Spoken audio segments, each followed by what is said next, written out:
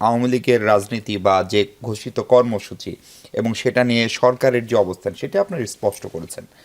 এখন প্রশ্ন হচ্ছে যে ধরেন আপনি যখন আসাদুজ্জামান খান কামাল তিনি দেশ ছাড়তে সফল হয়েছেন, আমাদের সাবেক তথ্যমন্ত্রী এবং সাবেক পররাষ্ট্রমন্ত্রী তিনি চলে গেছেন, বা যারা যারা এই ঘটনাকে ইন্ধন দিয়েছেন, আওয়ামী লীগের সাধারণ সম্পাদক, ছাত্রলীগের প্রেসিডেন্ট, তাদেরকে আপনারা ৮ তারিখের পরেও যারা গিয়েছেন সেই দায় দায়িত্ব কি কোনোভাবে সরকার প্রশাসন এড়াতে পারে? এখন আপনারা বলছেন বিচার না হওয়া পর্যন্ত আওয়ামী লীগ কোনো কর্মসূচি করতে দেবে না, কিন্তু বিচার করার জন্য তো আসামিকে আটকানো জরুরি ছিল, সেটা আটকাতে পারলেন না কেন আপনারা?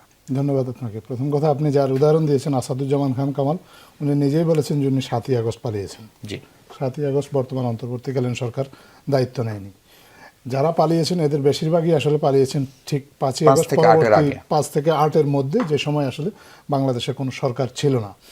আর ৮ই আগস্ট বাংলাদেশে অন্তর্বর্তীকালীন সরকার দায়িত্ব নিলেও আপনি জানেন যে এই ধরনের পরিস্থিতিতে একটা সরকারকে শৃঙ্খলা ফিরিয়ে আনতে কত কষ্ট করতে হয় বা কী পরিমাণ স্ট্রাগল করতে হয়। তাহলে ঠিক সেই মুহূর্তে দ্রুত একদম এসেই তাৎক্ষণিকভাবে নিয়ন্ত্রণ প্রতিষ্ঠা করা এটা খুব কঠিন কাজ ছিল।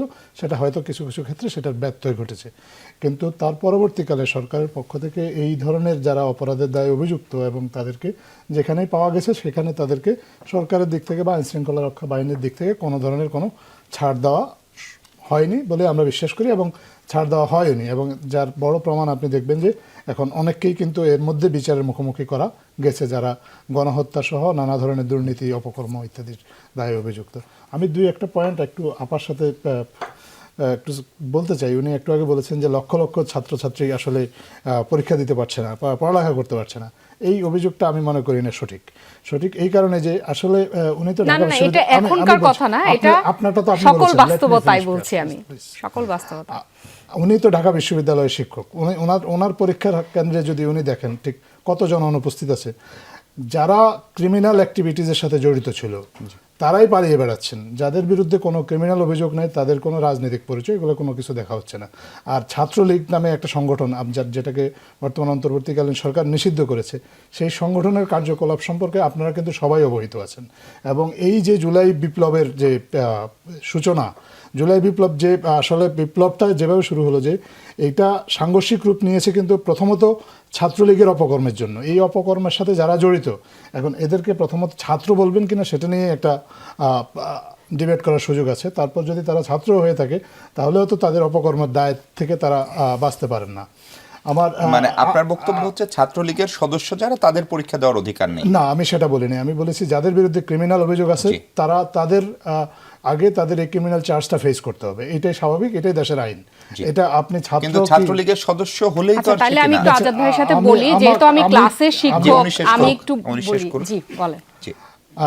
আনিস ভাই বলেছেন যে সরকারের উপদেষ্টারা যথেষ্ট যোগ্য না, দ্রব্যমূল্য নিয়ে মানুষের উদ্বেগ আছে, শঙ্কা আছেন।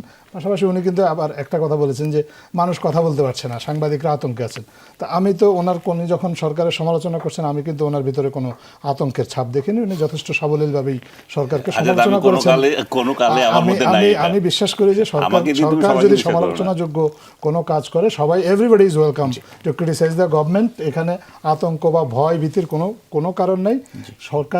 সরকারের ভুলভ্রান্তি যদি থাকে সবাই আপনারা দেখিয়ে দিবেন। সরকারের সমালোচনা করলে কারো কোনো অসুবিধা নাই, শুধু আমরা এক্সপেক্ট করবো যে সমালোচনাটা যেন ন্যায্য গঠনমূলক হয়। জি আজাদ ভাই, আমরা একটা বিরতিতে যাব। একটা প্রশ্ন আপনার কাছে রেখে যেতে চাই। শুরুর দিকে কি এই সরকারের অথবা আন্দোলনের প্রধান শক্তি যারা, তাদের মুক্তিযুদ্ধকে ডিজোন করার একটা প্রচেষ্টা ছিল কিনা? প্রত্যক্ষ বা পরোক্ষভাবে বলা হতো বাংলাদেশ 2.0, কিংবা বলা হতো 36 জুলাই নতুন স্বাধীনতা দিবস, নাকি এগুলো আবেগে ছিল?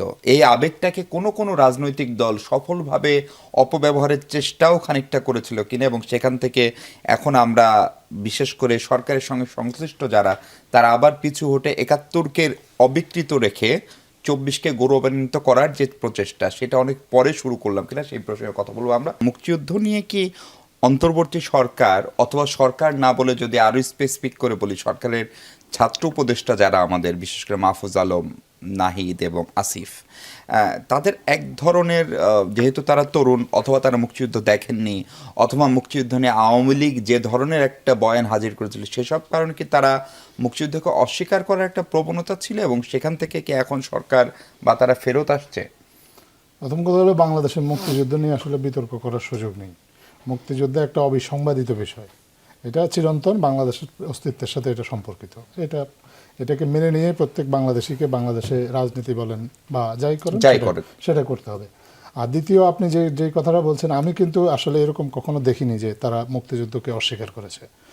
তারা জুলাই বিপ্লবের কথা বলেছে, কিন্তু জুলাই বিপ্লবের যে প্রেক্ষাপট সেটা তারা নানা সময় বর্ণনা করেছে, কিন্তু মুক্তিযুদ্ধকে বাংলাদেশের বর্তমান সরকারে আছে এই মুহূর্তে এমন উপদেষ্টা বা ছাত্র আমরা যারা দেখেছি যে যারা আন্দোলনে নেতৃত্ব দিয়েছে জুলাইয়ে, তাদের কাউকে আমি দেখিনি যে মুক্তিযুদ্ধকে অস্বীকার করতে বা মুক্তিযুদ্ধকে বাদ দিয়ে শুধু জুলাই বিপ্লবটাকেই হাইলাইট করতে, এরকম কোনো বিষয় আমরা লক্ষ্য করিনি। তবে দেখার ভিন্নতা থাকতে পারে, মানুষের ক্ষেত্রে মানুষের মধ্যে মতের ভিন্নতা থাকতে পারে, দেখার ভিন্নতা থাকতে পারে, কথার ভিন্নতা থাকতে পারে, কিন্তু মুক্তিযুদ্ধ নিয়ে আমরা আমাদের যার যেরকমই দৃষ্টিভঙ্গি থাকুক, মুক্তিযুদ্ধ সব ধরনের বিতর্কের ঊর্ধ্বে।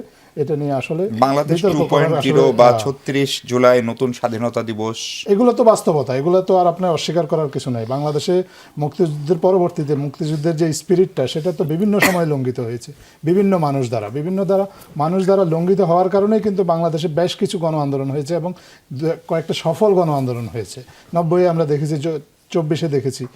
এই বাস্তবতাগুলো তো আপনার অস্বীকার করতে পারবেন না। বাংলাদেশের ইতিহাস লিখতে গেলে মুক্তিযুদ্ধ দিয়ে শুরু করতে হবে, কিন্তু পরবর্তীতে আপনি যদি শুধু মুক্তিযুদ্ধ নিয়ে আপনি কথা বলেন, কিন্তু এই বাস্তবতাগুলোকে 90-এর গণ আন্দোলন নিয়ে কথা না বলেন, 24-এর অভ্যুত্থান নিয়ে কথা না বলেন, তাহলে তো বাংলাদেশের ইতিহাসটাই, চলমান যে ইতিহাসটা 50 বছর বা 52 বছরের যে ইতিহাসটা, এই ইতিহাসটা তো অসম্পূর্ণ থেকে যাবে। সো আমরা মুক্তিযুদ্ধ নিয়ে অবশ্যই কথা বলবো, মুক্তিযুদ্ধ আমাদের অস্তিত্বের সাথে সম্পর্কিত। পাশাপাশি আমরা 90-এর গণ আন্দোলন নিয়ে কথা বলবো, 24-এর গণ অভ্যুত্থান নিয়ে কথা বলবো, কারণ এগুলো অ্যাকচুয়ালি মুক্তিযুদ্ধেরই স্পিরিটের সাথে সঙ্গতিপূর্ণ। মুক্তিযুদ্ধের স্পিরিটটা ছিল, আকাঙ্ক্ষাটা ছিল, এটা সম্প্রসারণ। এক্স্যাক্টলি, মুক্তিযুদ্ধের স্পিরিটটাই ছিল মানুষের অধিকার ফিরিয়ে দেওয়া, মানুষ যেন বাংলাদেশে একটা স্বাধীন সার্বভৌম একটা দেশে মানুষ তার স্বাভাবিক অধিকার বোধ থেকে অধিকারটা চর্চা করতে পারে। 90-এর গণ অভ্যুত্থানের স্পিরিটটাও কিন্তু এটাই ছিল, এবং 24-এ এসেও কিন্তু এই স্পিরিটটাই একটু আমরা দেখেছি। সো এগুলোর সাথে তো মুক্তিযুদ্ধের কোনো বিরোধ নেই, এগুলা মুক্তিযুদ্ধের স্পিরিটটাকে ধারণ করে এই গণ অভ্যুত্থানগুলো হয়েছে। বরং মুক্তিযুদ্ধের স্পিরিটটাকে যারা কবর দিয়েছে বা মুক্তিযুদ্ধের চেতনাটাকে যারা ব্যবসার বিষয়বস্তু বানিয়ে ফেলেছিল, তাদের এই ব্যবসার বা মুক্তিযুদ্ধের এই যে চেতনা নিয়ে মুক্তিযুদ্ধটাকেই যারা আসলে প্রকারান্তে কলঙ্কিত করেছিল, এগুলার প্রতিবাদ ছিল এই জুলাইয়ের গণ অভ্যুত্থান। জি।